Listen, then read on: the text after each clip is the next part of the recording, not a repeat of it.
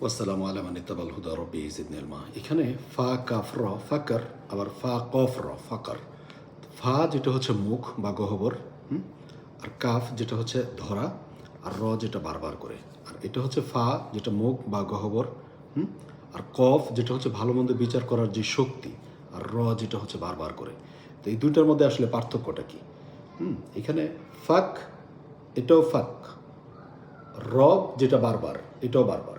তাহলে ফা যেটা খোলা, সেপারেট হওয়া, আলাদা হওয়া, যেমন মুখ। আর কাফ যেটা হচ্ছে ধরা, এটা হচ্ছে ফাক। ফাক করা মানে হচ্ছে আপনার চিন্তা করা। যেমন মুক্ত চিন্তা, যেটা বলেছি ৭৪ নম্বর সূরার ১৮ নম্বর আয়াতের ২ নম্বর শব্দ, ৩ নম্বর সূরার ১৯১ নম্বর আয়াতের যে ৮ নম্বর শব্দ। আর তারা চিন্তা গবেষণা করে, এটা হচ্ছে ফাকার। আর এটা হচ্ছে আপনার কোর যেই ব্যাপার, কোরআনের যেই কোর, যেটা কোরআন ইকরা, আর এটা হচ্ছে ফা।